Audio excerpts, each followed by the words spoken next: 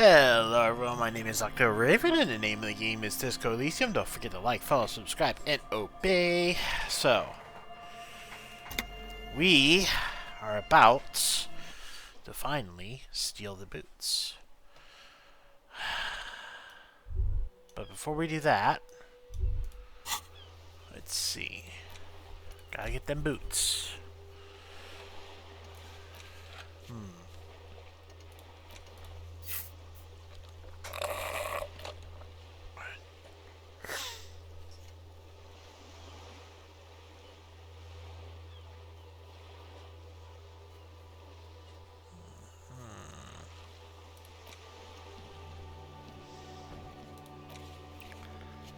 Okay. Mailbox in the plaza. That's this mailbox, right? The dented yellow mailbox greets you with its graffito and bullet holes in the front. I know we get to use this mailbox for something. I'm on, right? Yeah, I'm on. Okay. Just checking. Yes, for sending mail. And drop it You into the drop box. the white envelope in the darkness. It lands with a soft thud on what sounds like a couple of letters. About a week's worth of mail as collected in there. They'll empty this very soon. For good or ill. The deed is done. Let's go back to Everard. This better be worth it after what we did.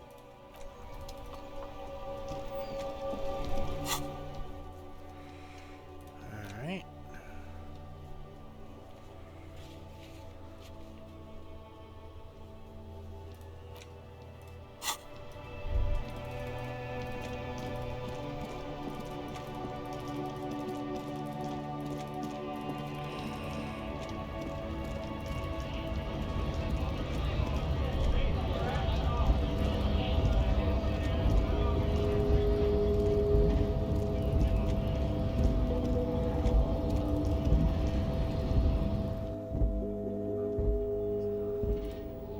What's this?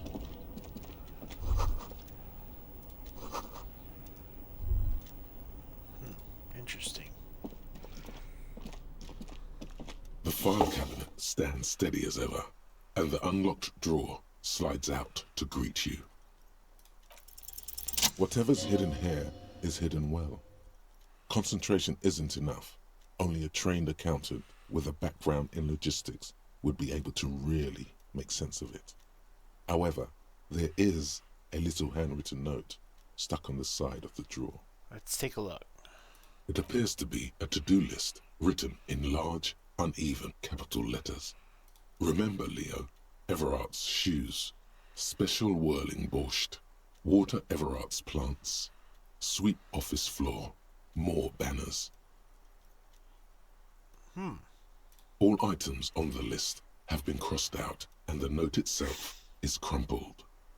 To-do list with a note of errands for Everard. One of his aides must have left it. Nothing incriminating here. The special borscht seems a bit odd in the list. What is so special about this borscht? Code for drugs? Booze? Blood? Remember, Leo, Everard's shoes, special whirling borscht, water Everard's plants, sweep office floor, more banners.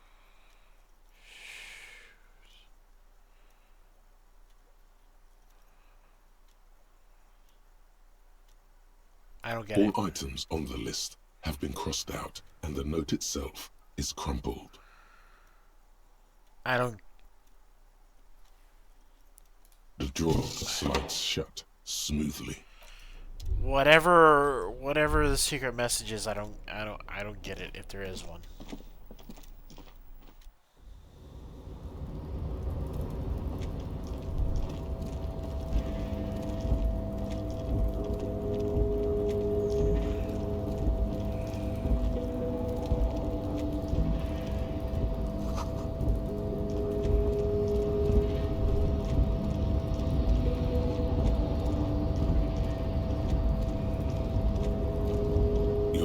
Before the cargo container. Its drawer has not lessened since you were last here. If anything, it seems to have grown slightly. And, as it's always been, it's impossible to open a container with the rhetoric. Maybe you're losing your mind.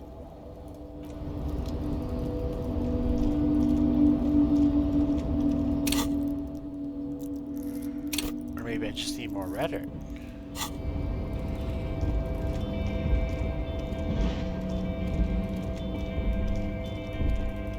Have you considered that? What do we got here? 99 cents.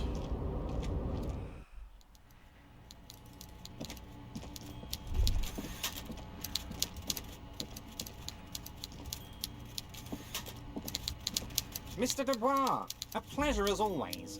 You don't have to sit down this time, since you've already sat on that chair. Well, I mailed you the signatures you asked me to mail. The Golden Boy returns once more. Wonderful. Simply wonderful, Harry. Of course, I already knew this. My friend, the mailman, confirms the letter is on its way. You've done a great thing today. You've given the children of Martinez a future and proven to be a true man of the left. I can finally trust you now. You're in my inner circle. You too, Mr. Kitsuragi. We can talk about anything. The strike, the murder, your lost gun, nothing is off the table. We would have preferred trickery, but the choice was yours, sire. As always. You are the liege, and you're in. Finally, answers. Ask away, son. The signatures I got. I know you plan to force them out with the construction waste. Harry, by now you should know I would never do anything tricky like that.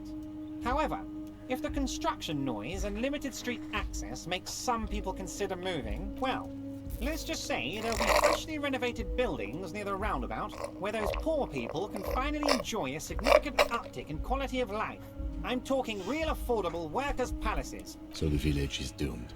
You were there, you saw the place, a wasteland, there's nothing left. But mark my words, officers, we are going to reset it. Reset!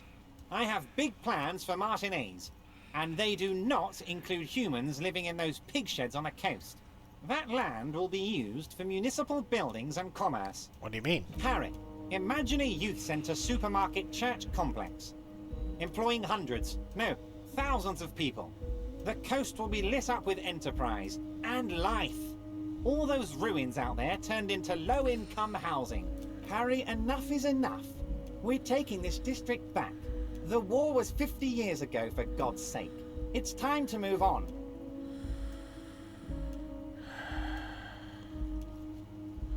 Low-income housing. If even part of that's true, then why not? I accept your salute, Harry. All of it is true. I've got the centre, I've got room for a retail complex, and in 4 years I'll get the church too. The wheels are turning, Harry. The wheels of progress. This post-war limbo, I won't stand for it. There are kids practically playing with their own feces out there.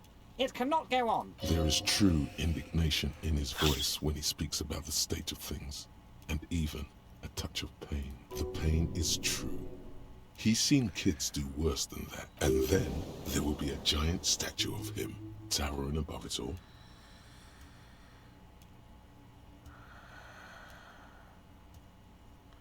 You erect a statue to yourself? I'm not a symbolist, Harry. I'm a realist. My statue will be Martinez rebuilt. 5-story building complexes, kids off speed, and landowners in a zone hating me. That will be my statue. And yours. We're doing this together. Honestly, because I mean, he believes it. You know, he definitely believes the hype, so. Oh, I do, Harry. I really do. I'm gonna make the working man richer than Joyce Messier with that vote of yours. That's my job. Just like yours is to keep the peace. A true flash of anger in him, as he thinks of her. So, hold on, I got a message. Okay, it was nothing. Alright. Did you order the hangman Order kill? it. You know my men didn't kill him. They told you. It was a happy accident. You know how it is. No one takes the initiative. If I wanted him dead, I would have had to do it myself. And I'm too fat for that. Do you have anything to gain from him being dead? Why, a war, of course. And what do you have to gain from a war?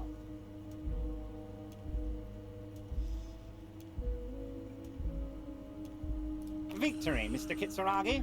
I have victory to gain. We are going to start a war with the Wild Pines group and win before they even realize there is a war. Have you heard what two giant strays hornets can do to an entire colony of bees? I have. It's a great story, Harry.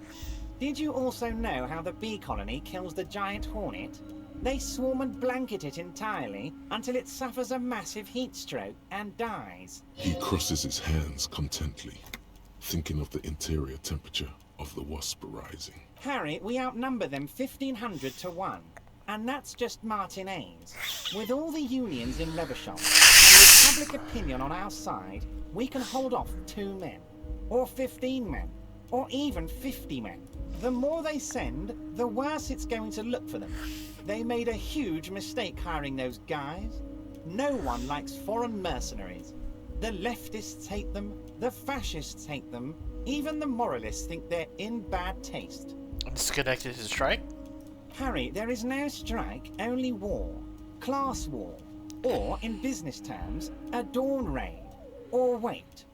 Is that when you still pay them something? Because we won't do that. We're not going to give nothing. We're going to take Terminal B away from them. The roads, the gates, the containers, that big crane, even the damn coffee maker. We're going to take all of it for the people, and fuck Wild Pines. The word fuck rings like a gunshot from his mouth. He doesn't swear often. So that's why you haven't let Joyce in? Yes. It's also why I let that midget Gaumont go. He's too nice. I can't put him through this. Plus, he knows how to get in here. That woman can't tell her tits from her arsehole. She has no chance. Why are you telling me your plan? Because we're friends, Harry. Besides, it doesn't matter now. You can go tell her if you want. It won't change the course of events. We have a significant head start. It's already happening. Who killed the hangman? No idea. Could have been his own mother for all I know. If you ever find the guy, give him a big fat kiss from Everard Clare. Couldn't have done it without him. He really doesn't know. The guy, huh? How do you know it's a guy? I don't. I told you it could have been his own mother. I'm pretty sure it wasn't anyone from the Union. Maybe it was the mob. Or maybe he killed himself because he was a closet socialist. Truth is, I simply don't know. He really doesn't. How many of you are in the Union? 2,372. Plus yours truly, of course. 2,373 is a sizable contingent for a labor organization in Revachol. And you're gonna fund your new independent harbor how? Oh, you mean what sort of goods are going to be flowing through? How am I going to replace all the contacts we'll lose once the poo-poo hits the fan? The clients will ditch us. Harry, we've thought of everything. Clients would take a well-known multinational conglomerate over a local mobster any day. You can't possibly hope to continue like you have. Clients leave en masse. Sure, some will go, but mark my words. The company will be unpleasantly surprised to see how many of them stay loyal to Martinez and to the new competitive contracts we can offer. With renewed zeal sparked by communal ownership, the men will be shipping those containers double time. You'll be surprised to see how fast things go without parasites latching on. We'll have our hands free to pursue bold, exotic new revenue streams. That's drugs. Drug trafficking. Drug trafficking? Don't be stupid, Mr. Kitsuragi. There are perfectly legal, 100% ethical chemical factories on the Samarin Isola. You don't need to be colonialist about it. All they do is produce components to keep the pharmaceutical industry running. That's people's health we're talking about. Old grannies, little babes, people with disabilities. That's just the top of the iceberg, though, isn't it? The company thinks transporting these chemicals in bulk looks bad, has bad optics, may be illegal in some countries. The Debarders Union, however, we're all about the large volume column. In bulk shipping, large volume column is a major buyer. A shark. We're gonna transport the living daylights out of those materials, Harry. So your sick kid can get his Benefed, and your wacky uncle doesn't have to come off risperidone. Benefed is a children's cold medicine, usually apricot flavored, and risperidone is used to treat severe psychosis. And the kids on the street can get speed and pyrrolidon. I'm an old-fashioned guy, Mr. Kitsuragi. I sometimes grab a beer with the boys, but I have no idea about the things you just mentioned. But if I were to supply ingredients for some sort of rainbow party, I would make sure the Union took a fantastic share. And I'd keep that stuff far away from Martinez. He's basically admitting to it. Is Ruby helping you with this? Harry, if I was supplying raw materials to drug manufacturers, I would need an army of rubies. Understood.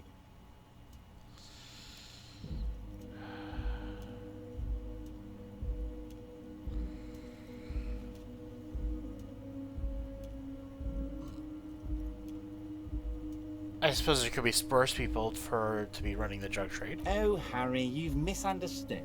I have no drugs in my hands. It's all far removed from me, like some half-remembered dream. Anyway, let's not focus on the sensationalism of the drug trade. This hypothetical drug trade is all anyone ever seems to be interested in. It would only be a small part of the harbour's turnover, just like the harbour is, but a small part of Martinez. Go on. Let's look at the big picture. Martinez as a whole. There are little girls out there with dreams of making music. Young mothers who want to start businesses.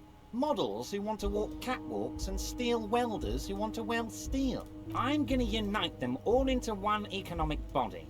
We're gonna incorporate this place to Kingdom Come. Everyone's gonna be in on the wealth, and everyone's gonna pull their weight. Well, I do appreciate what you're doing for the working man. You seem sincere. Thank you, Harry. Thank you. You have no idea how much it means to me, because in many ways, you are that working man. You have already done so much work. Can I ask you about specific members? We're way past specific union members now. This is the big time. We're talking about the future of Revachol here, Harry. You can bother Leonard with that. He loves to run his mouth on such matters. But I'm in big-time mode, Harry. Harry, I've got to be honest with you. Your gun was found 2 days ago. Withholding this information weighed heavily on me. But it had to be done. Where is it? An old woman has it, and let me tell you, Harry, word on the street is she's a character. So watch out. This must be the woman who bought the gun from Roy. The one he described as terrifying. So this is the woman who bought it from Roy. Yes, the same one. I see you've done your research. The pawn shop made the gun easy to track. Crazy stuff, Harry. Selling your gun like that? Wild. Anyway, the neighbors of this old woman contacted my men because they trust me and the Debardeurs Union. Apparently, she was waving it around at the entrance to her building. Waving the gun around doesn't sound good. None of this does. She was waving it around at people? As I said, she's a character. I didn't have time for details. It sounds like she's unstable, but don't worry. No one got hurt. It sounds like a very disturbed and desperate individual. We might be looking at someone with a medical history here. Watch out. Who is this woman? Unfortunately, I don't know anymore. You're gonna have to go in blind, Harry. But she's an old lady. How dangerous can she possibly be? Oh, and she calls herself the Pigs. There it is again. The pigs. Like Roy said, not good at all. I, for one, find it refreshing. Finally, someone calls themselves a pig. It actually sounds extremely bad, but let's not give him the satisfaction. Can you set up a meeting? I already have. Tonight, starting 10 o'clock, near the old fish market on the coast. The one on the boardwalk, a little past the fishing village. Be careful, Harry. I would never set you up for anything dangerous, but you did ask for this. Now, back to the fun stuff. Okay. Okay. She will be there from 2200 hours till 0200 hours. More fun stuff. Seems like we already have fun stuff to do. Great, Harry, great. I think we have truly built a bridge between Martinez and Jamrock today. We have united the RCM and the Debarders Union. This has been so great. I'm sorry we don't have more fun things to do together, but if you ever feel like bouncing something off me, my door is always open. A few more questions about the harbor. I'm always happy to educate and entertain. Very nice, Harry. Is there anything else? A few details about the murder. Most certainly, Harry. Nothing brightens my day like brainstorming these things with you. There's a bullet in Hangman's head. So they shot him. He was shot in the head before he was hanged. How odd. I don't know what to say, Lieutenant. They told me they hanged him. A hanged man is what I saw when I took a look into that yard. It's impossible to say if he's telling the truth, sire. What I do know is, the case is in safe hands. If anyone can get to the bottom of this shot and hanged man, it's my two little policemen. Godspeed, policeman. By all means, Harry. Alright. Well.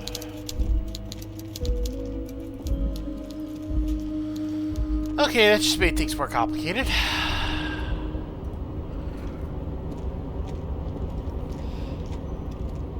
Oh, hey, mister. I knew you'd be back to talk with old Leo here. Yes, I did. Yes, I did. It's like Lady Larice said when she opened a bathhouse in the basement of my apartment building. They can only get so far before they're aching to get back. And lots of folk really did keep coming back. I had some questions for you. No trouble at all, mister. No trouble at all. It's like that old saying goes, wisdom withers if not shared. And old Leo is always up for sharing. You wrote the note to make more manners, right? Oh, Manners. yes. I leave all kinds of notes for myself. That old head of mine ain't so good at keeping things in no more. I almost forgot about the borscht. What's this about borscht? Oh, yes. I've been taking special whirling borscht to the men every day since the strike started. It's very, very good. Makes a man feel so warm and happy. I feel like I could take on Mr. Renadan's boar dogs every time the lunch is done. Power borscht, huh? Never heard of a borscht that turns little guys into dogfighters. Alcohol, however. So, about this, is it for striking? Taking this soup to the men? Yes. I'm taking it to them. The borscht keeps them happy and in fighting spirits. Makes you all warm inside. They brew it in the whirling in rags. And who makes it? Oh, the whirling's cook. He makes it. Them is always talking with Mr. Manana in that weird language and laughing together. He doesn't speak what we speak. He's from Grad. I'm gonna look into this. Oh, sure, mister. Sure. You do that. Yes, sir. You seem to know everyone here around here. I want to ask about somebody. Mr. Evrat doesn't really want me to talk to people about union guys. But who did you want to talk about? Who's this Edgar guy you keep talking about? Mr. Edgar is Mr. Evrat's brother. He looks a bit younger, he does. But a very smart fellow. Very smart fellow indeed. He's away on some union business. Not even in Revershaw, they say. All kinds of places he visits. Him and his brother both do when they're on a vacation. Right now, it's Mr. Everett's turn to look after the union. But last year he spent a whole winter in South Africa. Left with the first autumn rains and didn't come back before the trees were green again. South Safari. A lot of bulk chemical manufacturing going on there. A lot of cargo shipments being made, too. What about Manana? He's a union man through and through. Good guy. He's very calm, laid back, doesn't do much, talks to Everett sometimes. Honestly, I don't know what he does for us, but it must be important because everybody likes him. Yes, they do. I think that's what he does. He makes everyone feel a little better. Interesting. What about the measurehead guy? Whoa, he's really something. He doesn't talk much to me usually, but when he does, I don't really understand most of what he's saying. Actually, I don't think he would like me running my mouth about him like that. Once he said he's a dragon to this mob fellow who came picking a fight with some union men. I think he really believes Jean-Luc was a dragon because he ran right off. Another time he almost killed another guy, but I shouldn't talk about that. Alright, what about Titus? Oh, Titus is a longshoreman through and through. He was born on a boat, they say. His veins are probably filled with salt water, I tell you. Nice friendly sort old Titus is. He's probably one of those rare specimens who are born when two drunk seamen stumble on top of each other on the deck amidst a storm so violent it flings whales around. What about Everard? I'd best not. I mean, I could, but I don't think Mr. Everett would like it very much. You better ask him yourself, mister. About Renee? The night guard. Ooh, he's a peculiar fellow.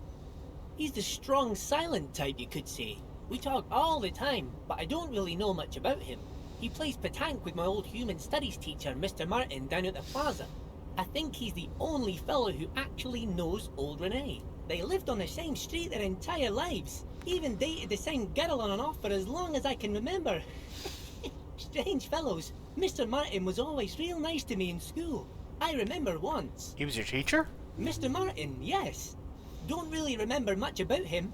I was just a boy back then. Sure, mister. What can Leo do for you? I'm off. Alright.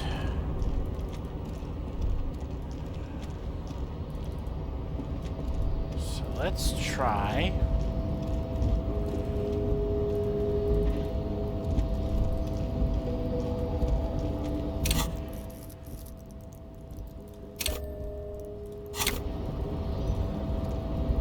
You're back before the cargo container. Its draw has not lessened since you were last here. Ah, fuck it. If anything, Oh. it seems to have grown slightly. Rhetoric is what I meant to put. Alright. You're back before the cargo container. Its drawer, and as it's always been. I'm doing this. You're back before the cargo container. Despite Yes! the dirt that surrounds and trails you, a beacon of light emerges from deep within you. Hello, is there anybody in there? The door stands silent. Satisfied, detective? Try again. There's someone in there. I'd like to talk to you. Just like that, you hear a click, then a rattle. Some mechanism unlocks itself inside the door. Ahoy! Come on in! You can't be serious.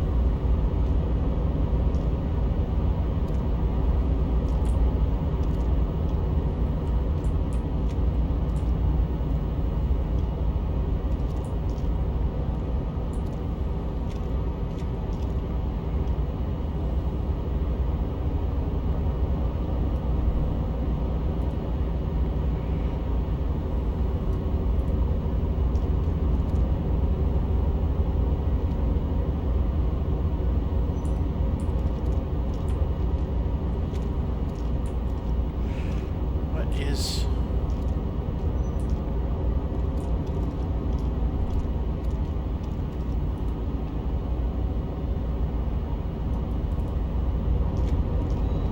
The man stands at the far end of the shipping container. It's hard to say anything more about him. You cannot make out any of his details, but you do feel the overwhelming presence of capital. The feeling causes all the hairs on your body to stand at attention, like soldiers preparing for review. Something's amiss. The light beams bend around his face and scatter in 1,000 directions. It seems the laws of physics do not apply here. They are suspended, distorted, an echo. Trying to visualize the physics at play is liable to give you an aneurysm. Don't think about it too hard. In the general stillness, only your tongue moves, flickering as you utter. What's going on in here? Welcome, welcome. Not too much, actually. Just pleasantly surprised to have company today.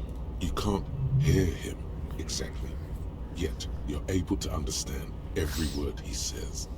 It is very strange. An overwhelming hum covers everything. Voice doesn't escape from him. Now, what can I do for you, gentlemen? Who are you? Who am I? Oh, I haven't been asked that question for such a long time. I don't meet a lot of people outside my circle these days. Anyhow, my name is Rustam Theodore, investor, license holder, and extremely high net worth individual. And you are? Mr. Theodore, I am Lieutenant Kim Kitsuragi of the RCM, and this is my partner. Harriet Dubois. Pleasure to meet you, Harrier Dubois. I must admit, the name suits you very well. How'd you become so rich? Oh Lord, not this again. What? Oh, nothing. It's just that we've got this murder to solve, and yet you go around asking everyone about money. And every time I ask, are you sure this is related to the case, you say, sure, Kim, I think it is. And yet, it never seems to get us any closer to solving the case. It's quite alright. I'm used to the question by now. To be blunt, I inherited my fortune from my grandmother, who herself was an extremely high net worth individual back in Graz. All I did was take her fortune and invest it prudently. Believe it or not, it takes more than a bit of skill not to blow a vast fortune on sailing boats, bad choices, and unsupervised state policy. And low. Actually, at the level this guy is, it takes several generations to do that. But, alright. So what's it like being super rich? I gotta tell you, at first, being rich is a lot of work. You've got to work hard because everything's so darn expensive. You know, prices increase exponentially at this income level. But then, once you've reached my position, it's nearly impossible for me not to make money. My assets are so diversified that I'm bound to come out ahead no matter what. Some of my lower net worth friends say to me, but doesn't that take all the fun out of it? And I tell them, not really. Don't you think you owe some of that wealth to the rest of society? Sure. And they benefit when I buy things to stimulate the economy. Do you know how many jobs it takes to build and maintain a racing yacht? Thousands? Dozens, at least. Of course, in the future, it'll all be automated. But my point is this. Every man gets what he earns. It's the height of tyranny to take that from him.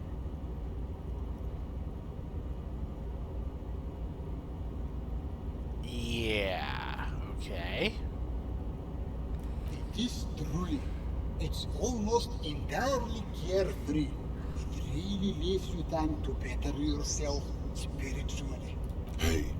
Hey, all this talk about money has made you lose the thread. What is going on with the light in this place? That's what you need to ask him about.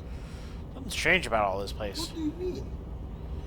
You look, different. Are you talking about my chin? No, I mean, I can't even see you. There's something weird happening with light. Oh, that's what you mean. Yes, I've heard of this effect, though I've never witnessed it myself, of course. It has something to do with our Weiss-Wiesemann coefficient. The Weiss-Wiesemann coefficient is a ratio designed to reflect the difference in net worth between individuals. When the coefficient is close to 1, or 100%, it means one person possesses all the net worth among that group of individuals. It's been observed that when the Weiss-Weismann coefficient reaches about 0.96 or so, the laws of physics begin to bend around the high net worth individual. The Weiss-Weismann coefficient for you and this individual appears to be 0.9998. Repeating, that's not good for you. So you're so rich that light literally bends around your face. Among other things. But calm down. I am but a lowly single-digit billionaire. Really? No, not really. There are actually quite many digits. Cameron, are you seeing this? I see nothing of the sort. To be frank, all I see is a gentleman who's unusually well dressed for Martinez, in a cargo container, which I admit is odd. Yes, I imagine that does look strange to you. My container. What are you doing in here? Traveling. This is a great way to get around. It's fun, it's safe, and it gives me lots of time to think. By the way, let me now ask you a question. Where are we exactly? In the very, very early days of colonizing this archipelago, the kingdom of Surens, a precursor of a modern Sur-le-Clay, used to own the city of Revachol, an obscure detail in the bigger picture, but still worth dropping. We're in Revachol, formerly a colony of the Kingdom of Cernez. Ah, a fellow history buff. I myself am currently reading up on Franco-Nigerian era trains. Very interesting stuff. It's a shame I can't get out and explore myself. One of the downsides of being an extremely high net worth individual is that mobs of low net worth individuals are constantly banding together to ask for money. You got so much money, it can't possibly make a difference to you. There simply aren't enough hours a day to hand out all the handouts. It's like feeding seagulls. There are always more, and they never seem to do anything interesting with it, except more seagulls. Spending money is a matter of desire. I'm sure you agree. I don't have the desire for spending it like that. So you travel from place to place via shipping container. Smart, no? It also provides a means to hide from all the targeted advertising we extremely high net worth individuals are constantly subjected to. Luxury yachts, high fidelity portable radio systems, fail-proof outerwear, and so on. It just gets a bit middle class after a while. Yeah, that. I guess it does. Yeah, that does sound pretty tiresome. Not. Don't get me wrong. They're nice things, but once you achieve a certain level of wealth, your time and mental space become much more important than material goods. He speaks from the heart. He has very different problems compared to low net worth individuals such as yourself. For example, no problems at all. Okay, let me ask you something Go else. right ahead. Can I have some money? Could you please stop asking everyone for money? It does not reflect well on the RCM, and to be perfectly frank, we can't afford to look worse than we already do. Yeah, I can't afford to look any better than I do now. That's why I need the money. It's perfectly alright. Based on your appearance, I can tell I'm dealing with a smart man. As you may know, us high net worth individuals don't have a lot of cash on hand. Investments and liquidity are enemies of one another. I think they only have coins for coffee machines. Here is 3 real. How much can you get for this? Almost nothing. That's the idea, my friend. You've got to work for the rest. Maybe you can make that money grow. Come up with an investment plan. How's that sound? This is a proposal, not a question.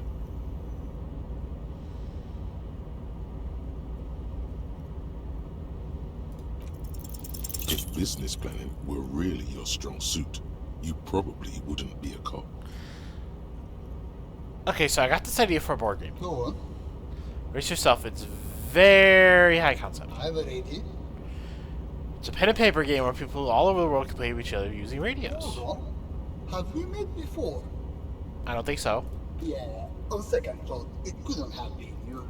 Your idea reminds me of a group of young men who came to me a long time ago, calling themselves Fortress accident. The name should have been a red flag.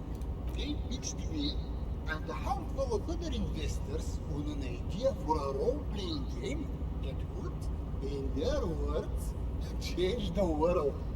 What happened? Well, at first everything was rosy. The ideas were solid, but they were lacking in... How do I put it? They lacked the will to get things done. As their financial situation became more desperate, their ideas evolved from realistic to absolute insanity. We lost all of our money. High archetypes never deliver. They are only good for peddling Welkins or whatever creeps they come up with. I guess the inordinate amount of time they put into drawing mythical creatures did not generate a return on investment.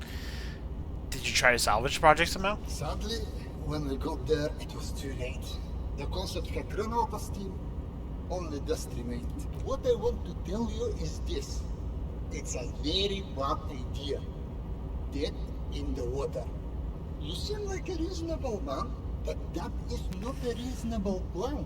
You sure don't want to give him a second go? Absolutely not. Well, thanks for your time. Why go so soon? I feel we've so much more to talk about.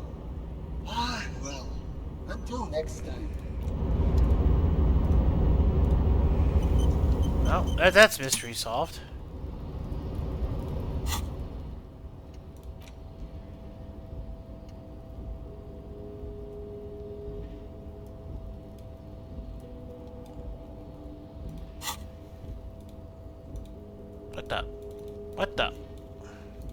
What the hell? There we go. That was weird. Okay.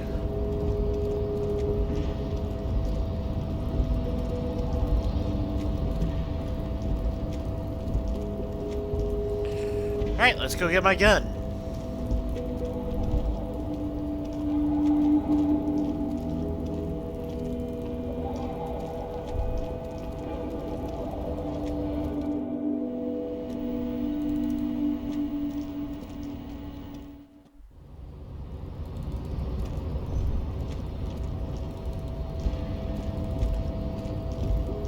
Actually, can't I,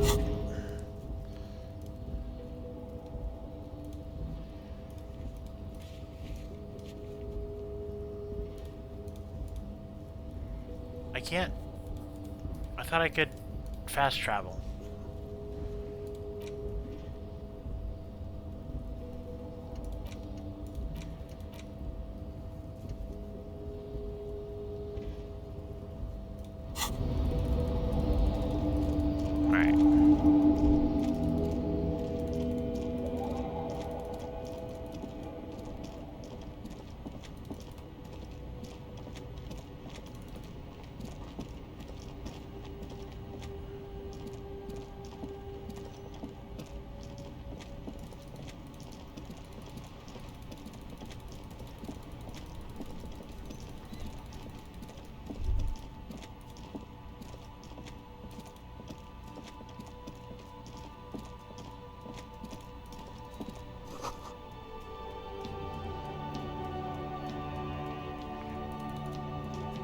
Origin of Disco.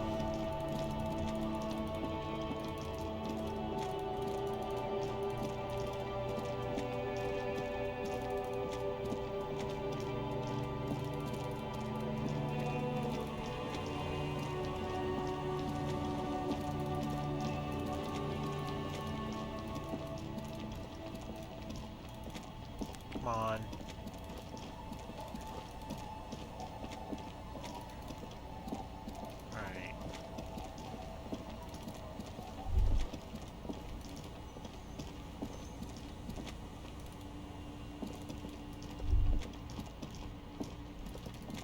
Talk to these people tomorrow.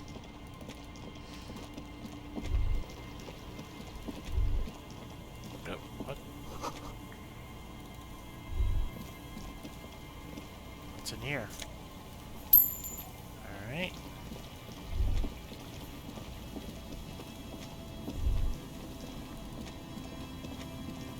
Is this the boardwalk? Or did I already skip it? Where am I?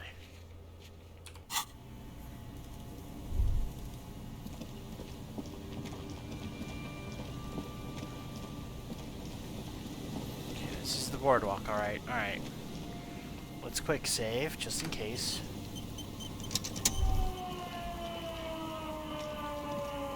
Put your hands where I can see them. Show me your hands. This is the pigs. Show me your hands. Right now! Show me your hands! Right now! Scavenged, battery-powered police lights protrude from her back. The flickering light show reveals the gun in her shaking hand. Madame, please drop the firearm immediately. You shouldn't be here. Something's very wrong with her. She's completely out of control. Just a standard flashlight, ma'am. Calm down. Failure to comply. Suspect is displaying aggression. Officer, under duress! Officer, under duress! I am the police. Don't move. Don't move. Hands on your head. Suspect is armed and dangerous. Ma'am, I just want to talk. Lateral vascular neck restraint. Carotid sleeper. Carotid sleeper. Critically reducing blood from passing through the neck of the suspect. Be careful, detective. Don't do anything that might set her off. You have to go for the gun sooner or later. Perhaps you can learn crucial facts before you do. Please identify yourself, ma'am. It's the goddamn police shitbag. Cut the pavement. You're under arrest. As she waves her hands, you notice familiar-looking ampoules and packets sticking out of the mountain of police gear on her back. Medicine or drugs? Are you on drugs? Confiscated contraband. Restricted access. 2 kilos missing. Eyewitness report compromised. I don't think she's on drugs. Being off drugs might actually be the problem here. Please, we can solve this pretty quickly. Lower the weapon. Officer, I need an assistance. Suspect alert. Get on the ground. Ma'am, please. We want to help you, but you need to lower that weapon. Let's just talk, alright? Disturbance reported. Authorized deadly force. Sector, take the shot. Big red key. Big red key. Big red key. That's code for the battering ram. Cop talk. You know this.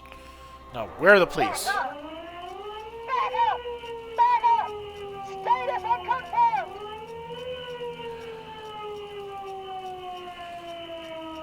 There's nothing to back up, nowhere to back down. The terrible finale is on us. Nowhere. Mr. Moran? No. Aggravated assault. Man down. Suspect on foot. There's a scenario unfolding in her head right now. It has nothing to do with what's happening here.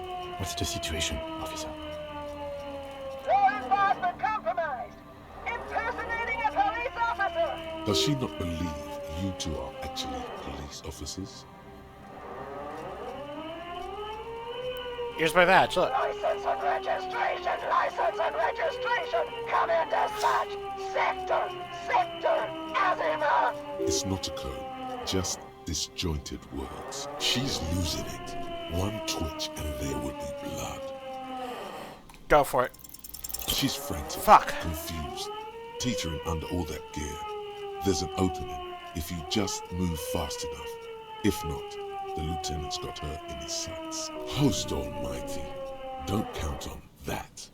You saw the Binocloud can't shoot for shit. I'm going for it. Suicide back home. Split second decision. Eat lead, scumbag. God, I almost blew her head off. What is this? This isn't police issue. Police weapons have bullets. This isn't real. Police guns always have bullets. What is this? Why did you sell me this? Ooh. She looks devastated. Grab the gun, right now. This might be your only chance. No one ever cares anymore. Why would they treat me like this? This linden-headed machine of pain and undignified suffering is grinding to a halt. Tired of walking the desert, it doesn't want to feel or think anymore. Oh, we need to figure out what to do with her now. Nobody's ever around. Nobody ever comes to visit me. I'm sorry about all that. Her scratched skin is warm to the touch, but the person inside doesn't even know you're there. What do you think's happening? She's in a stupor. I've seen this before. God knows for how long. Could be days when they get like this. But why? Honestly, I don't know. Dementia, probably. Dementia and Channel 8. And loneliness. Yeah, probably right. Yeah. Looks like a bad case. But the question is what to do with her right now. Should we arrest her? I don't think there's any need for that. In her current state, and without a gun, she isn't really a threat to anyone. We could let Titus know. This is a perfect problem for the local peacekeepers to handle. They might even know her family. Yeah, Titus might actually be the best man for this. Then we can ask him once we get back to the whirling. But we have to hurry, because it's late, and they might have already gone home. But I think we're done here for now. Let's head out. This is done. Please, leave the radio on. Reflex to what? Being left alone? She stands motionless. Just a heap of clothes and fleshes now. Maybe if you search her once more. The woman stands slumped. She looks catatonic under her mountain of RCM paraphernalia. Is one of those things a police cap? There were narcotics in there too. You're thinking of taking them. Do. The old woman doesn't react to your touch. She doesn't even flinch as you reach out and disentangle the familiar-looking lieutenant's cap from her mountain of RCM paraphernalia. Oh, is that yours? It's hard to say. It's been so long since you wore yours. Maybe. It's your hat.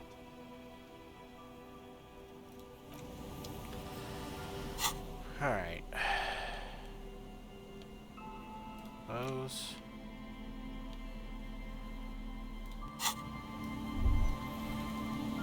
Alright.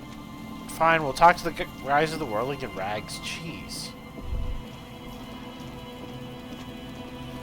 I just want to steal clothes from a dead body.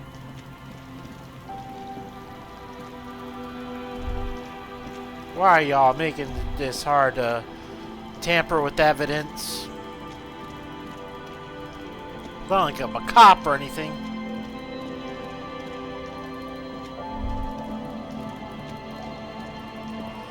Alright, come on.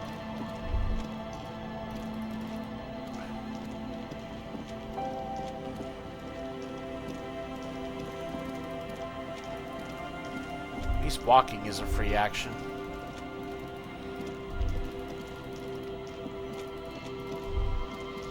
What the hell? This is it. The scene of the party. The fire pit. Cigarettes and empty bottles all evidence it. Don't you mean seeing the crime? Not as such. I'm talking about what came after the party scene. Yeah, looks like a lot of folks party here. Looks like they were here a while. Judging from all the bottles, the sunken motor carriage provided them a focal point. Like a goose ice sculpture or a chocolate fountain. Looks like we had a party here. Looks like it.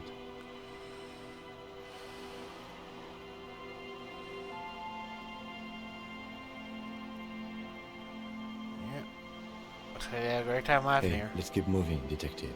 Somehow, he doesn't want to dwell on it. Alright.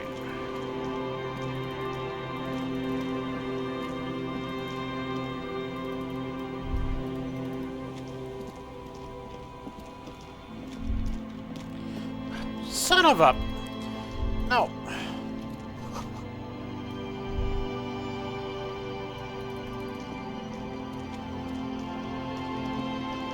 Just get me back to freaking Titus Hardy so I can tamper with some evidence.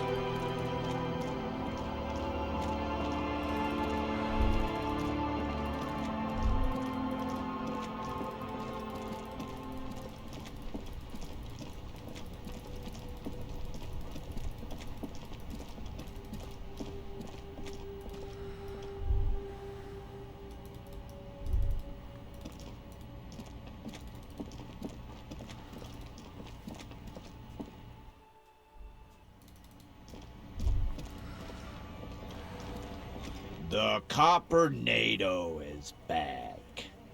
What do you want? There's a catatonic lady in the old fish market by the other side of the bay. She needs help. What's that, Copper?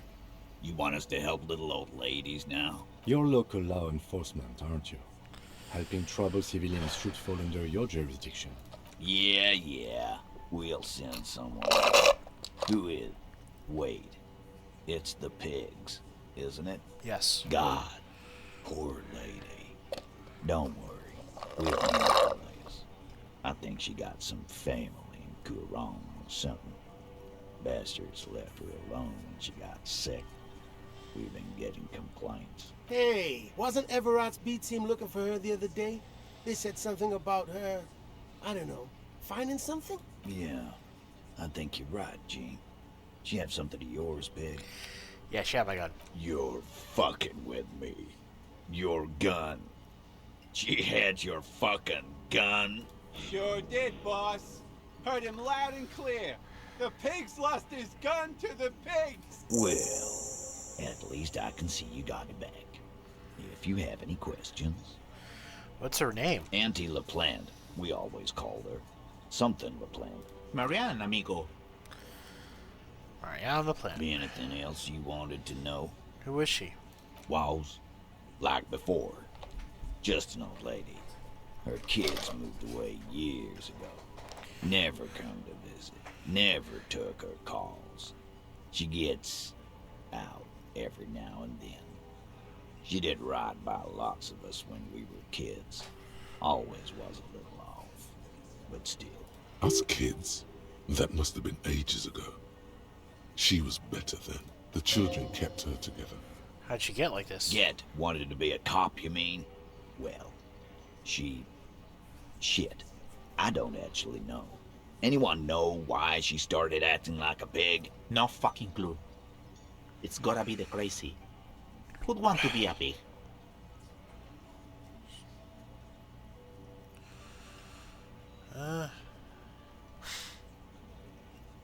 Someone wanted us to hit the world right before it ends. No, I didn't.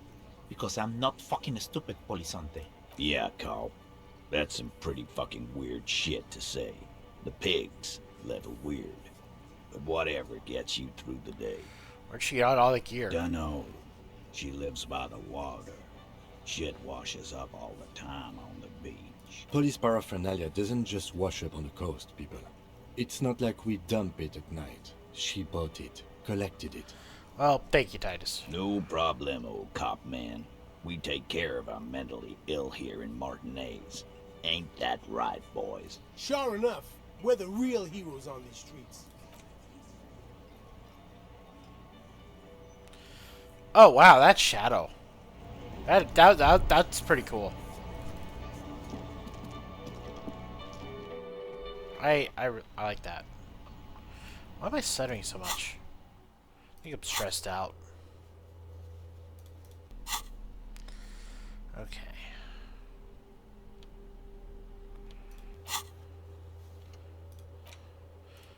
Oh.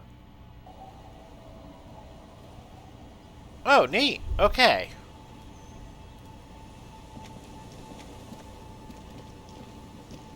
The door has seen better days. The layer of paint has started to peel off due to the salt and wind from the sea. Even the lock looks slightly rusted. It's getting late. I'll let you sweep this place on your own. I'm sure you can handle the washerwoman. I'll be sleeping in my room in the Whirling. We'll meet in front of the shack in the morning. Cool. Good night. And try not to break the case without me. Alright. I won't break the case without you, but I will.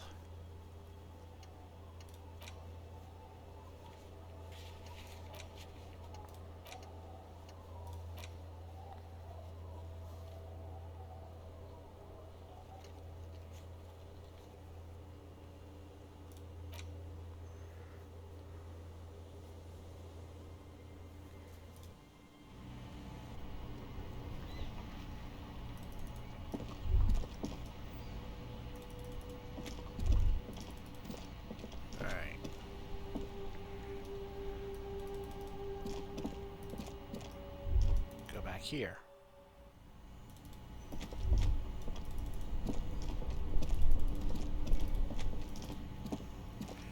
I'm gonna tamper with some evidence. The bear's eyes are still glowing red. It's guarding over the freezing corpse hidden inside its belly. The body is reluctant to let go of the boots, as though it were its last bit of dignity. You're going to need to summon all your strength for this undertaking. Whatever you're planning to do, you need to do it before you catch pneumonia in the cold draft coming from deep inside the fridge. It's not completely useless. You're able to reveal a little more of the putrid polymer sock beneath the boot. It feels like the leg is going to come off along with the boot, but you're able to get the boot to move a centimeter or two. See? The corpse doesn't care if you try to take his boots. He doesn't need them. He's probably glad to get rid of them. He's too heavy to move by yourself. A great mass of dead muscles, with hoarfrost covering his milky eyes. This is the right method. It takes some time, but eventually the boots come off, with nasty slices of polymer sock stuck to even bigger pieces of skin and rotting flesh. Not good. Let's pin this on the bear. The ice bear tore up his legs with its claws. As for the boots, you can't possibly do anything with them until you've cleaned and disinfected them thoroughly. Yes, these absolutely need to be washed before. The stink is incredible. Didn't the Whirling have a kitchen?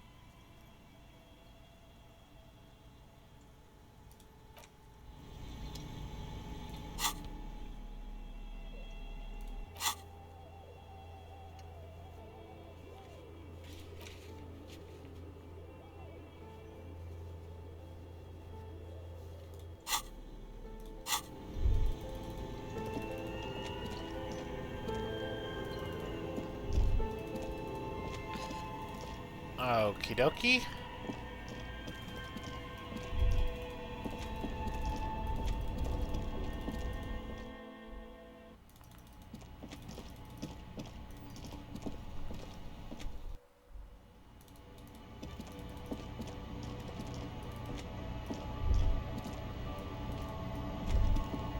This industrial gas-powered stove has been used to prepare food for many hungry hostel guests.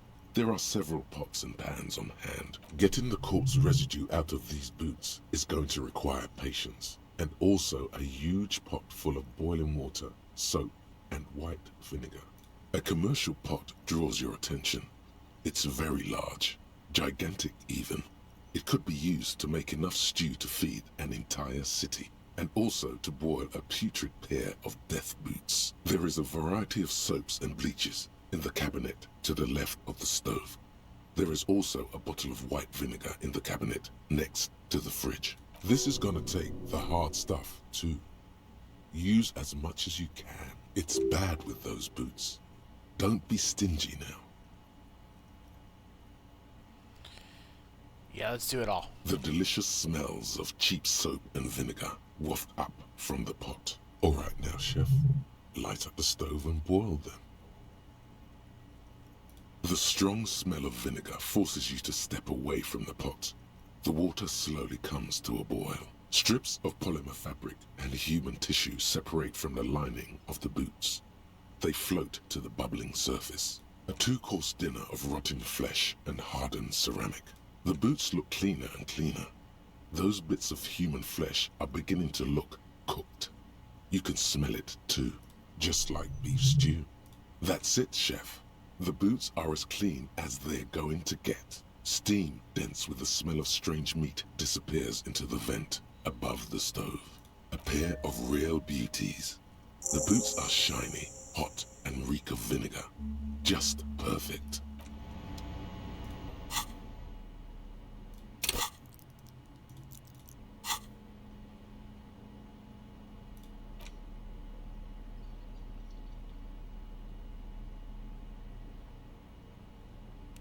Authority boots.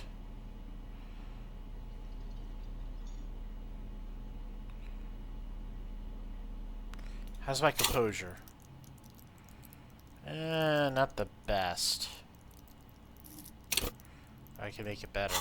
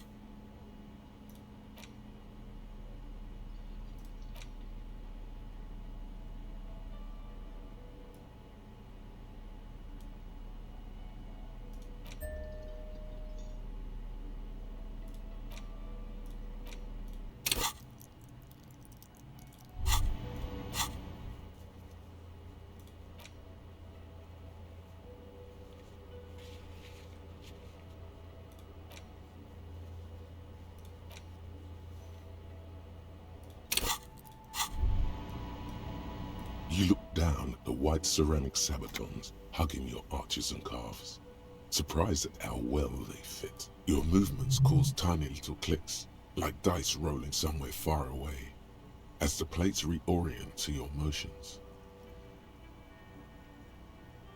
Decked out in future armor like a cop ought to be. The hardened vitreous enamel, at once sleek and light, adds a glow to your cheeks and a spring to your step.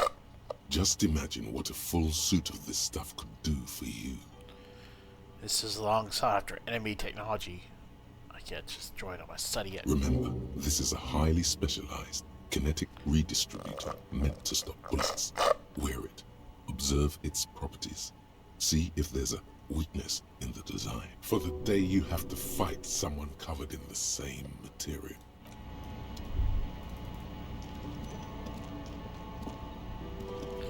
Alright.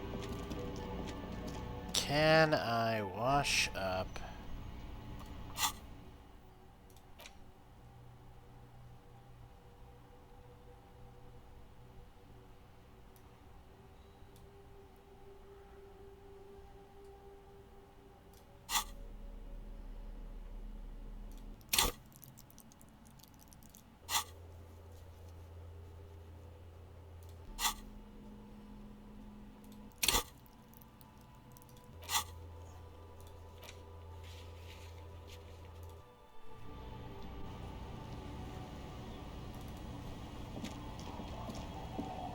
It's getting late and it's snowing.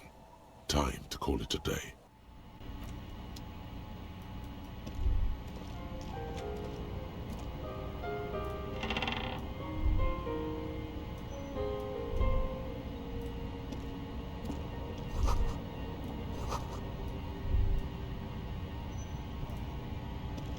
As you look at the floorboards in this corner of the shack, it's clear one of them isn't quite level with the others. The edge of a floorboard next to it looks scratched. Hollow space underneath the floorboards is dark and damp. You can barely make out the mixture of sand and sawdust below. What's in here? Nothing particular catches your eye. Looks like more reeds. There might be something hidden inside the sand though. Something bad. Someone's night thoughts. A last resort. A bad idea.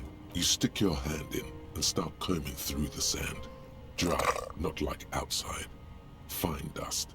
And then something hard wrapped in paper. What is it? A small cylindrical object. You pull it out. A bullet. A 9mm bullet, to be exact. Fit for all muzzle loaders of that caliber. Like your own Villiers pistol, for example. The floorboard doesn't care. But maybe the washerwoman does. You have enough to confront her with. Holding the bullet, you get the feeling this isn't ammunition against you. It's for herself. Oh, that's start.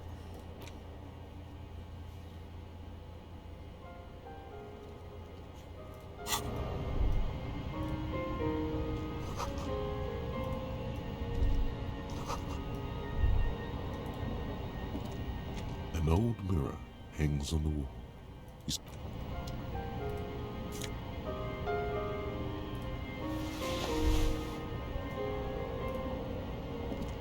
On the table, you see a bowl of water, a rough soap, and next to it, a small hand mirror. A straight razor soaks inside the wash basin. Scrubbing all the necrotic tissue off your hands takes a while. The fingernails are especially hard. Death has made its way into every nook and cranny. But man persists, and finally, your bruised hands look clean and presentable. Sort of. The sudden absence of the morbid dead tissue smell is uplifting. The water reflects back a vague image of your face. Nose bulbous and red, hair unkempt, wrinkles lining the eyes and forehead. The stash is gigantic. You'll be looking like a pansy without the chops. A fucking pansy. Your hand trembles as you scratch your cheek. Oh no, that's not how a grown man shaves. No, this ain't Thank gonna work. God, I would have cut your throat. The centipede is exaggerating. People don't actually cut their own throats when they're shaving. At least, not accidentally. Alright. Let's try that again.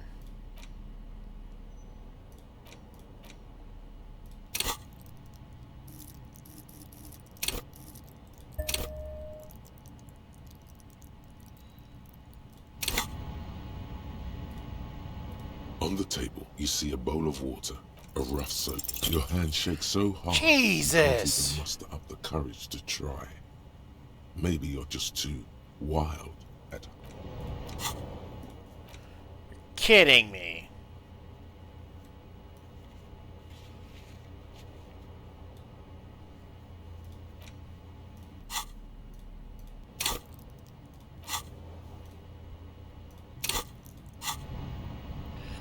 Alright, sleep. The bed is comforting, if a bit run down. Still, you've earned a rest.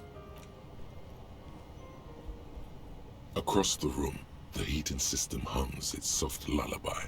The mattress feels soft and sheets warm. It only takes you moments for the world to fall away. Thoughts, baby.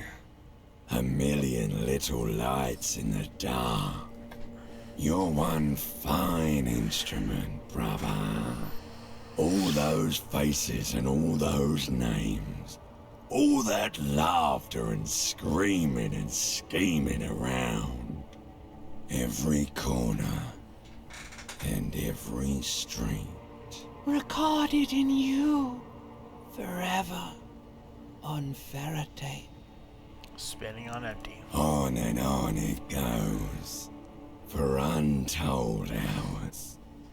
At the disco where you first asked her to dance. Rising, rising.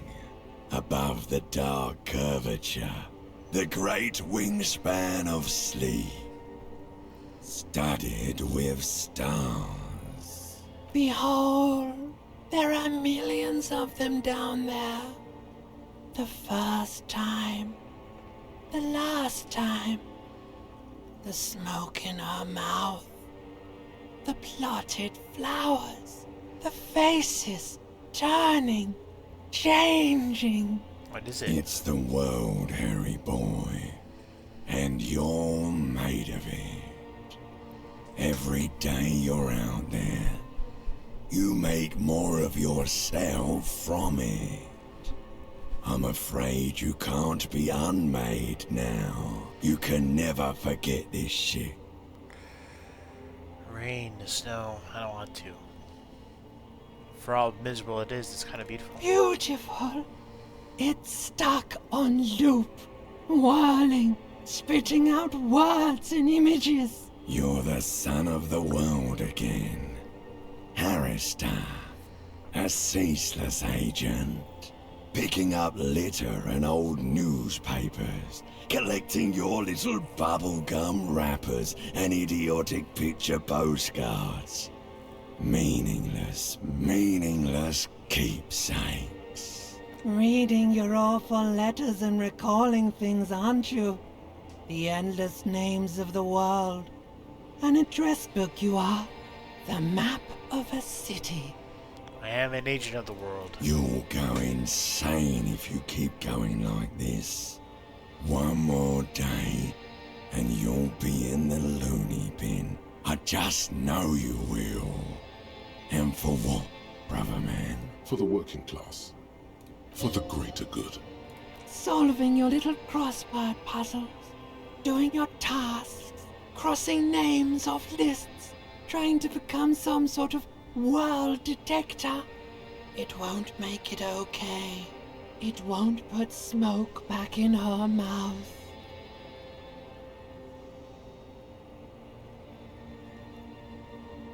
For the working people. There he goes again. He's a real political animal, our Harry. He still doesn't see that it's the world changing around him. He's got no idea what he's in for. Why? 'Cause only love can break your heart. Beep, beep, beep. The alarm is ringing, Harry. The disco circus goes on and on. You barely slept 3 hours last night. You can do it. It's nothing. Do it for the city. Go. Do it for the picture puzzle. Put it all together. Solve the world. One conversation at a time.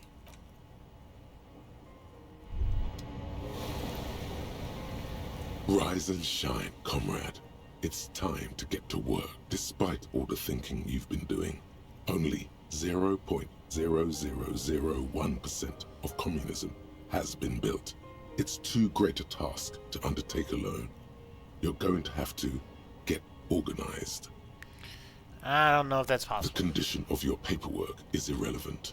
All that matters is your commitment to building the World Republic. You must seek out your revolutionary brothers and sisters. Find out how much communism they've built.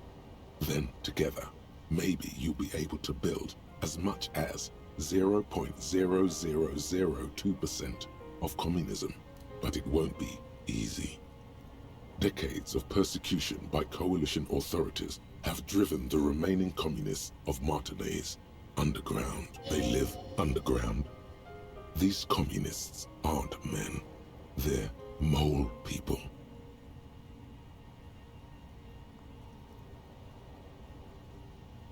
I don't know if I want to go searching for mole people. They're not mole people. They're your comrades in the eternal class struggle. It's your task to find and join them. But I'm part of the coalition authorities. Possibly. If you have been, it's only because you're a double agent acting in furtherance of your long-term objectives. Listen to this. Do you really think you're the kind of person an underground communist cell would entrust with a mission that requires such discretion? No. Regardless, what's past is past. You need to look forward to the work of building communism. I for must all. find out if they're hiding. Let your nose guide you, detective.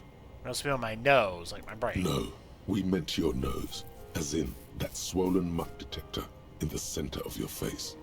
It just happens to be perfectly calibrated for sensing communists. We really have no idea what they're talking about.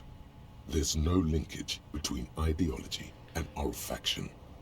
Whatever. First, you'll have to locate the remaining communists in Martinaise. When you get near to someone with revolutionary potential, your nose will give you the signal to establish contact. Again, no, it won't. Any olfactory response you perceive will be strictly psychosomatic. Judging from the bust of Krasmazov and other revolutionary paraphernalia you discovered, it seems that the Cape Side apartments may be a hotbed of communist activity. But what do I do then? You'll discuss the monumental world historical task that lies before you. You'll engage in rigorous and spirited debates about Mazovian theory and practice. But mostly, you'll probably complain about other communists. Isn't that last part kind of defeating the point? Not at all. Complaining about other communists is one of the most important parts of being a communist. Let's get to it. Here we go. Wake, brave worker. 'Tis no time for bed. Fight till there's no slaves below, and no masters o'erhead.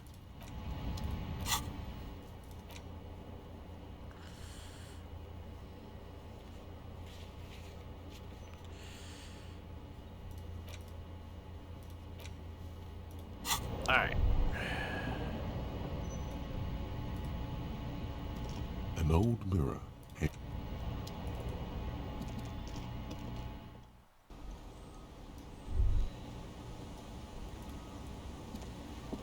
Morning. Yes?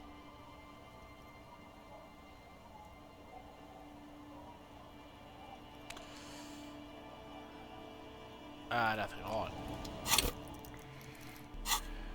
Inland Empire, Inland Empire, Inland Empire. I have +2 to Inland Empire already. Alright. I don't think we're gonna get more. So we'll just... Yes?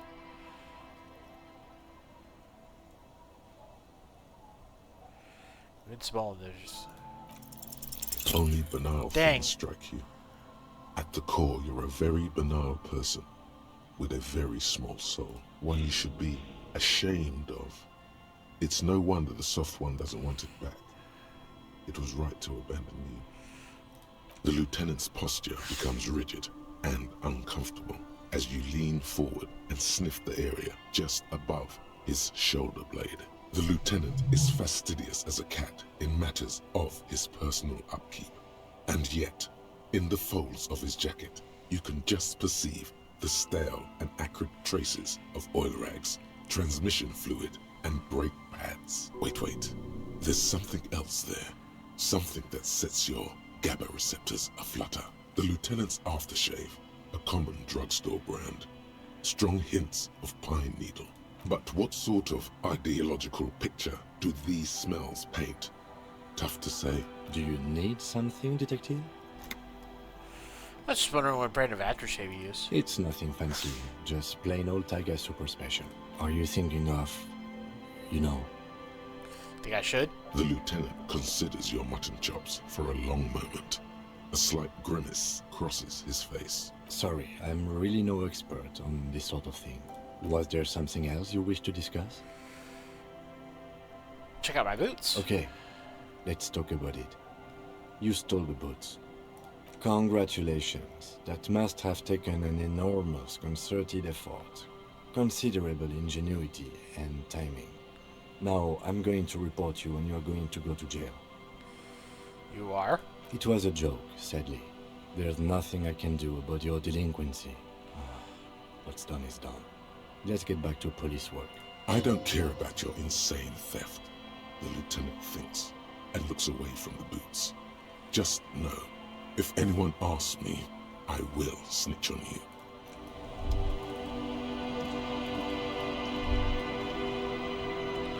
Alright, so, first order of business.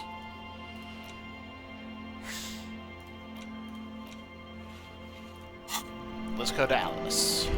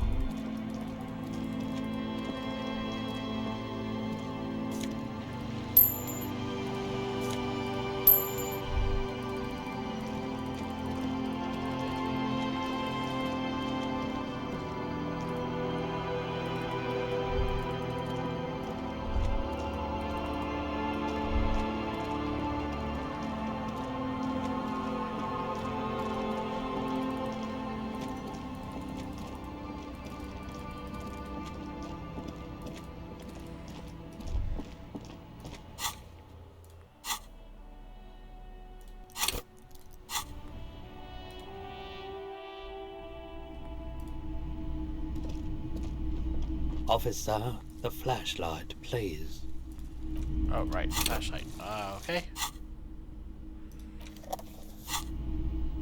Top of the morning to you. How may I be of service? You know anything about the traffic menace on the loose? Traffic? I'm sorry, officer, but I don't drive. You hear when the traffic menace drove over your roof? Now that I think about it, I do remember hearing a thunderous noise the other night. Some kind of powerful electric vortex hitting the shop, and then moving on. That sure narrows down our list of suspects.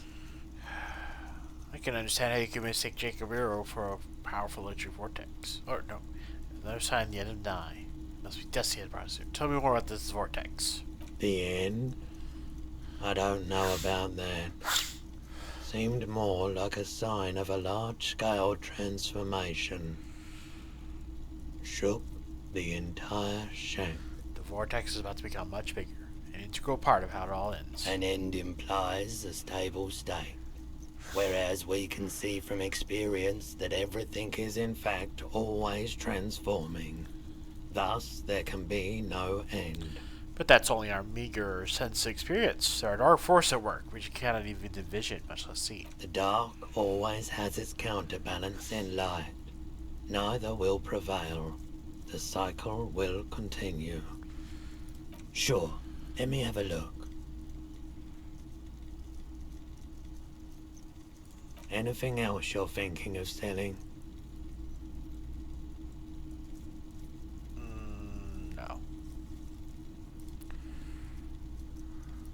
Never mind. Another time, perhaps. What's this? I don't think I looked at this before. Wow, a very large red t-shirt with an impressive print stands out from the other garb. Oh yeah, the print depicts a muscled man striding toward you, a giant sword in each hand, encircled by burning embers. Behind him is a cluster of cabins engulfed in flames. Beneath him are the words, Hjelmdal burning. False here, guardian of masculine order. I doubt the real man from Hjelmdal was as poor a role model as the one in the popular literature. But yes, the books are very sexist, in a not entirely unenjoyable way. What do you mean What do you mean the man from Heimdall was real? I mean, even if the man from Hjelmdal didn't exist before the adventure novels, the stories have made it so that he has. It's simple, really. Okay. You sound skeptical. It's not that complicated. All that's required is a more robust understanding of cause and effect. Besides, I've been to Kotla, though not quite as far north as the Hjelmdal, and watched northern lights travel across the sky. Very unique, energetic tides there. It's for the best, because Hjelmdal is not a real place, and thus he could not have gone there. His theory isn't exactly incoherent, but its logic does suggest some unusual neural activity. Interesting. Very, very unique energies indeed. Geomagnetic ley lines, one might even say. How much are you selling this shirt for? 2 real. That's dirt cheap. Cool, I'll think You about should. it. Yeah, I don't like it.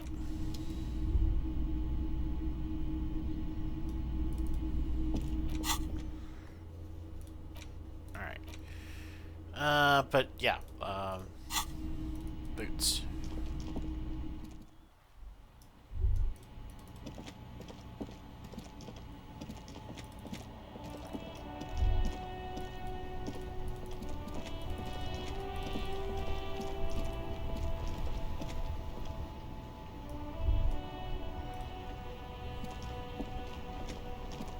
That's one brutal motor carriage.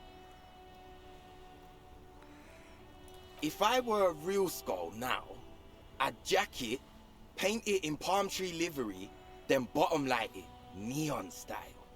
A snazzy shit-ripped skullmobile like this would make a fine trophy. We could, like, hang fucking shrunken heads from the side mirrors. Cops' heads. Scary tribal shit. Yeah, tribal shit. A cop carriage like this would have proper skull value. Well, I appreciate the interest you take in my brutal motor carriage. I have to stop you right there. The RCM takes threats directed at its property seriously. It's just theoretical work, Copper. No basis in reality. Man, if we were certified skulls right now... Skulls. Now there's a strong organizational title. Who are you? I can tell you who we're not. Cop. We're not snitches. Or skulls. Which is not to say that the skulls are bitches and... On the contrary. The part of this presentation you want to take home with you. cop man, is we're not part of the Skulls. Yet. Okay then, let's indulge in some intellectual exchange. These young men seem eager to share their beliefs. Okay, who are the Skulls? You don't know? What kind of cop are you? It's not a question. Don't get into it. I'm so glad you asked. The question was rhetorical. The Skulls are the most vicious gang of the Besmertne. Besmatine, or the Besmati, the Immortals, are West River Sholian crime syndicates. The nastiest bunch of psychos ever. Jacking carriages and getting into high-speed chases. Possessing an infinite amount of fuck-all swagger, infamous for their non-verbal modus operandi. Non-verbal? If a Skull spots you, he will pull out his dagger and stab you without saying a word. The lieutenant's voice is as calm as usual, a testament to the violence and death he's witnessed through the sight of his firearm. They usually occupy the burnt-out quarter in Jamrock, or you can find them loitering around their brightly painted bottom-lighted vehicles. I can't wait to become a Skull. Bottom lights are wretched aggressive. Do you know Cindy the Skull? Oh yeah, Cindy's a right proper Skull. Yeah, a true artist of the future. Just like Arno van Eyck. By the way, if you see Cindy, give her our regards. For all their nihilistic posturing, these young men are not lacking in youthful idealism. Odd, there isn't a hint of hate in them. It's like they're piss and fuck the world out of some kind of moral obligation. The lieutenant on your left is unusually lenient toward them. Who's Van Eyck? Old man, it doesn't matter. You'll be long gone before his greatness is recognized. Pretty old compared to you guys. Yep, old as fuck. Yeah, man. It's like at death's door. No wonder you know nothing about the future. You won't be there. Judging by that, Van Eyck is some sort of musician. Or killer. So why aren't there more Skulls here? The Union does their share of policing in Martinez, at least where gangs are concerned. That's why there isn't much organized crime around here. Apart from the unions themselves, of course. Don't you worry about that. We're gonna make up for the deficit. Yeah, we are. So, are you actually part of the Skulls or not? We're not franchise Skulls. Well, not yet. Once we get our name out there, we'll have a chance to join them. What makes you think they'll accept you? Because we can be just as psycho and vicious. You'll see. You'll see for sure once we're in. It's the last thing you'll ever see before the void consumes you. Throw him off his game. You don't feel very scared. Are you sure a Skull would say that? Well, yeah, I mean, we're only saying practice things for now, so we don't mean no harm to the Skulls brand, or to you. This is definitely something the Skulls would say, but we're not trying to encroach on the Skulls branding anyway. On the contrary, we're just here to market it. What does a criminal gang need marketing? We think of it more like two franchises merging. You know, us two and the Skulls. I really feel like we would add more to the table. Spice things up here in Martinez, you know. Get the old machine of pain and suffering oiled up real good. Okay, I get what the Skulls do, but what do you franchise in? Youth unemployment? Whatever, man. Work is for pussies. You wouldn't get it anyway. So you're just pretending to be as nasty and vicious as the Skulls. Hey, we could be just as hard. Like pavement on top of pavement. Or a brick on top of another brick. Or a grave on top of a grave. These kids have the vocabulary, but might be missing a brain. Wouldn't a grave on top of a grave be just a big hole? What's hard about holes? Filling them up, baby. Enough about this scullery then. Mm-hmm. So, do you know anything about the murder that took place here? Murder? Yeah. Man was murdered in the backyard of Roman Eggs. Yeah, sure. We'll gladly tell you everything we know about it. It was a man. Also, he was hanged. Anything else? He was hanged from a tree. Yeah, I mean, duh. These punks don't know anything. Let's just move along. Hey, stop right there. How does one know anything? Ah, this sounds like epistemology. A field so occupied by thought that it begins to question thought itself. I know you don't know shit. Exactly. How can one know shit? For example, how can one be sure that there truly is a body hanging behind a hostel? What if it's art? Or just a mere specter? Maybe it's true. The hanged man is merely a prop in a performance. We are the audience, and the artist is hiding somewhere in the dark. That could be the case. A brilliant work of art if it's true. No reply. The blonde rebel scratches his chin, deliberately not focusing his gaze on anything. He looks very uncomfortable. You know what happened to the victim's armor? Nope. But Cindy does. Don't tell him that. Skulls don't tattle, man. Cindy wouldn't. Where can I find Cindy? You already said she's a skull. The last I saw her, she was hanging around the old apartment building near the pier. Just don't tell her you heard it from Piss and Fuck, alright?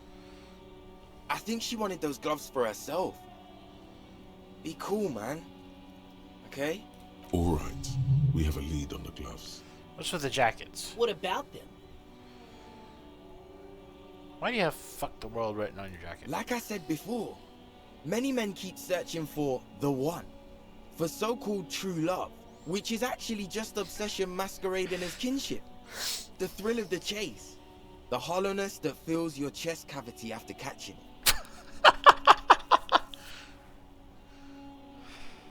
I'm wondering if the poetics come with the jacket, or are they derived from something else entirely? To catch a fish, you'll need to hurl the lure many times, and even then it isn't certain that you'll get anything. If you blow up the lake, though... That's a terrible metaphor. You get more fish in a shorter time. And, for time is of the essence and fleeting ever so quickly, one must think of a way to fuck the whole world and not get caught up in fucking someone. Because when one fucks everything, he fucks nothing. And that, to me, feels glorious. Sticking your dick into the void. Hate to admit it, but in a weird way, he's got a point. What does your jacket have? I'm not repeating that on it. Well, first off, it's a statement and not necessarily something that characterizes me as a person, even though the statement has character. And I do like piss. The word piss epitomizes the struggle taking place in the world. Things being defined as they seem, not as they are. And, I guess, it's also about communal spirit, the future, and truly appreciating our differences. Also, you've got to admit, it catches the eye. And since the Grand Piper is slowly but steadily moving towards basing the economy on it, attention, it is imperative that the medium itself convey the message. The fuck? What I mean by this is, we are all piss and that the world is inherently meaningless. Though he seemed lacking in vocabulary, it seems that the young man has expertise in at least one field, even if it's rather narrow. Is it a coincidence that here we have two badass jackets and two badass cops? Hey, Kim. Yes? What do you think about their jackets? Leather jackets adorned with immature writing? The ideology they convey helps the boys justify poor choices in life and fashion. I'm not a fan. Yeah, but why are you always so pictured when cool possibilities cross our paths? What are you implying? We should get the jackets. Or what? We wear them, duh. The concept of getting dressed is familiar to me, but wearing jackets like these isn't appropriate for an RCM officer, unless he's deep undercover. Okay, but if we were to confiscate the jackets, which one would you wear? Neither. Just a mental exercise. Fine, if only to end this discussion. Theoretically, if I were a juvenile delinquent, if I were to already be down that path, I think peace is the stronger of the two statements. FTW for me then. Seems about right, especially considering your heroic exit attempts. That's an origin story for a dynamic duo right there. So are we done here? Or you don't need us around for your secret whisper party, do you? Do I have anything for Half-Light?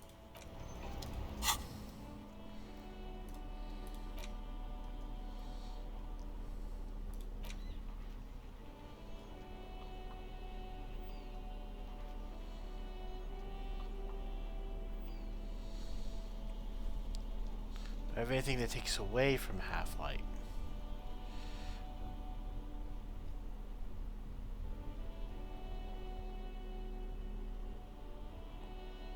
No. Let's go for it. That ride is fucking Hey, piss. Look who it is. Shrunken cophead material. Alright. That ride is... Hey, piss. Look who it is. Shrunken cophead material. No, Yes. no.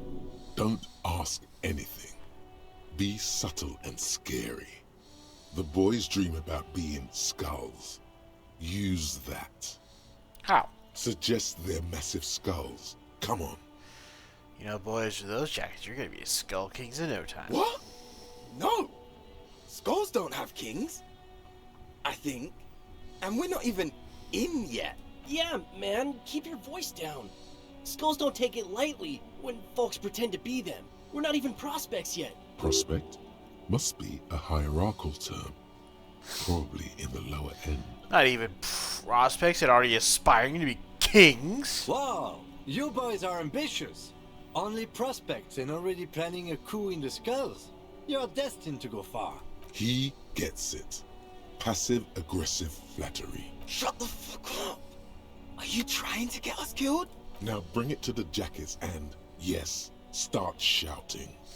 Yeah, you want to be cool killer skulls too, like you guys. We don't have skull jackets. Please be quiet. What? What do you want? The jackets? You got it. No need for cruelty. You offer us your jackets like that? Well, it'd be implied to refuse. Oh, man. Okay. I get it. Skulls don't really wear slogans anyway. This was stupid. Fuck.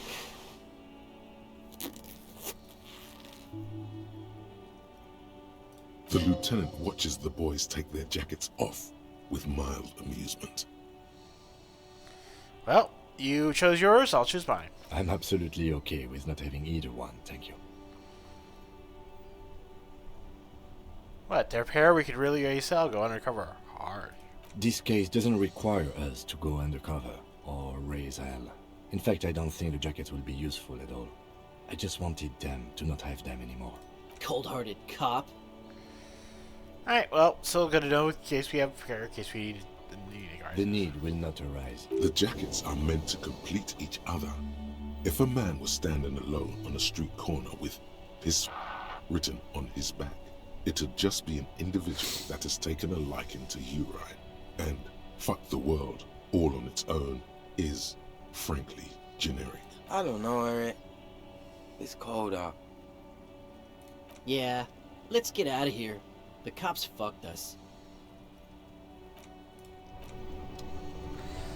Well, we got some kids off the streets. Aren't we heroic?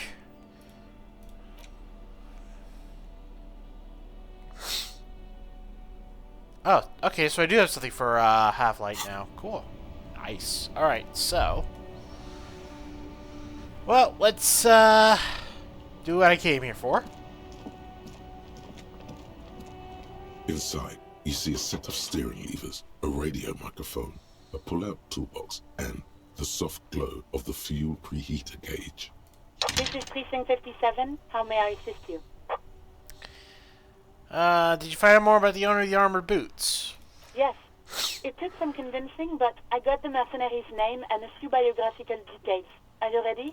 The lieutenant leans in to listen, notebook in hand. Roll the end soon. Okay. Does that mean you're ready? Shoot. That suit of armor was issued to an Oranese citizen named Ellis Cortenaer. That's Ellis Kortenaer.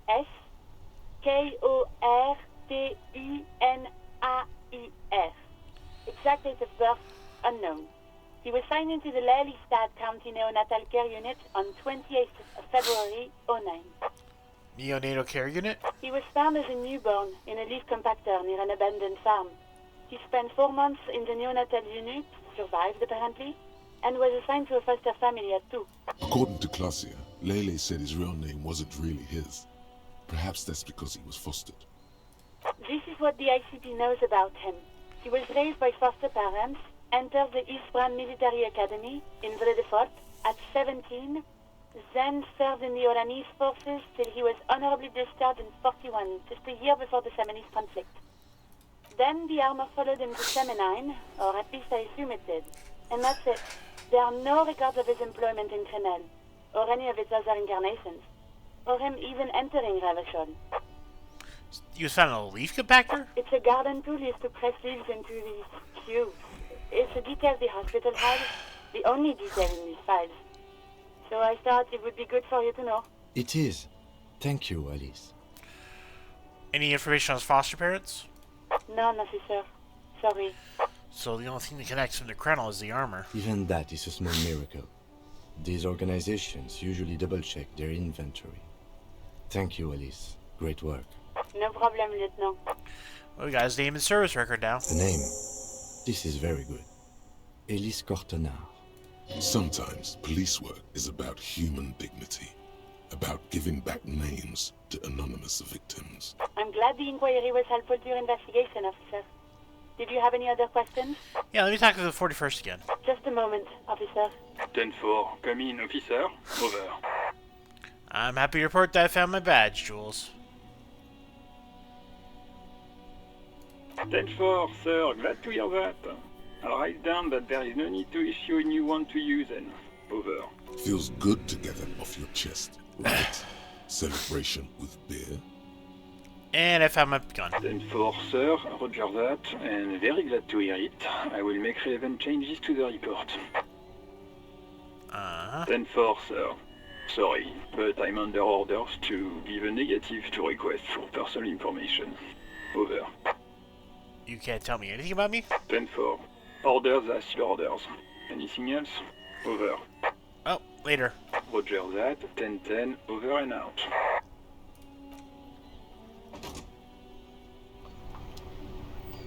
Okay, so let's end it there. I've got a new task. I've got more things to find. And we're going to be going into the Whirling in Rags next. So, let's check out the evidence bullet. The bullet is still safely sealed away in a plastic bag bearing the RCM stamp. A rifle, Revolutionary period. Your bullet looks to be an old 4.46mm from the surplus left over from the turn of the century. Probably an antique or a retrofitted antique. Make? The 4.46 caliber was widely used with the Belmargrave rifle, a Revacholian manufacturer. The BM dominated the battlefields of the Insulindian theater of the anti-centennial revolution 50 years ago. Incidentally, you have just such a rifle with you, the dusty old thing you found hidden in the basement below the commercial area. It's unusable, sadly. If it were, the bullet would probably fit the chamber. Anyone still making these rifles? No, but Zeliger, a major firearm manufacturer, ended up with a surplus after the war. So there are still a lot of these old military rifles floating around, usually broken. The quality was appalling. Who uses these rifles these days? Antiques enthusiasts, guerrilla fighters in distant countries, a few lucky jamrock bangers. You're looking for the same thing you found in that hidden weapons cache, only in working order. What are you thinking? Bullet? I think I know where this came from. Okay. And? It came from a Belmargrave rifle. An antique. That makes sense. There can't be many breech-loading rifles floating around in Martinez, or anywhere in Ravachol, really. Probably a good thing. I have to hand it to the monarchs. It's quite admirable that they took the advice of criminologists last century and banned the use of breech loaders in peacetime. Some new RCM recruits get impatient with their muzzleloaders once they've trained with military-grade weapons, but they realize it's worth it in the end. Prohibiting peacetime law enforcement to front-loaded rifles is a policy enforced by the Moralist International in all the nations of the Real Belt. Makes you consider every shot. Imagine if everyone, cops, citizens, had access to firearms that could shoot multiple rounds without pausing to reload. After the first shot, the second, third, and so on come much easier. But back to the investigation.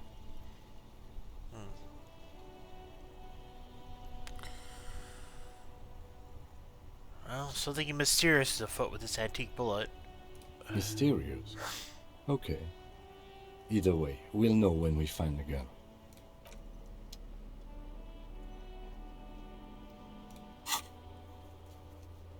Okay. Now, let's save. Like I said, we're gonna go back to the Whirling in Rags and take a poke around. When did I make the save? Oh well.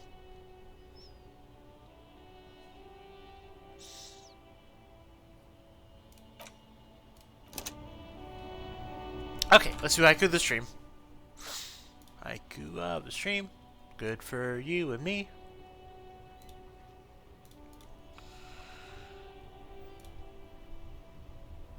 Stupid Christmas Day. A true scary zebra stands at the old line. And that'll be it for tonight. Getting really interesting here. And I think I might be getting close to the end, but we'll see. Maybe things are just beginning.